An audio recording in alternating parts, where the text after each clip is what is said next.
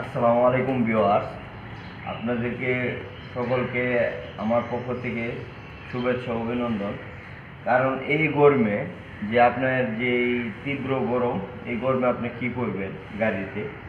এই গরমে আপনি যেভাবে ইঞ্জিন অয়েল, যেটা হলো মোবিল, তারপরে হচ্ছে রেডিয়েটরের পানি, তারপরে হচ্ছে আপনার ব্রেক অয়েল, এগুলো যেভাবে চেক করেন, ঠিক পাশাপাশি আপনার গাড়ির চাকাগুলা যে কীরকম আছে, ঠিক আছে কিনা, প্রতিটা চাকা আপনার ঠিক আছে কিনা, এটা দেখে আপনাকে রাস্তায় গাড়ি নিতে হবে। কারণ কি, এই গরমে যদি আপনি দুর্বল চাকা নিয়ে যান, তাহলে যে কোনো মুহূর্তে চাকা ব্লাস্ট হতে পারে।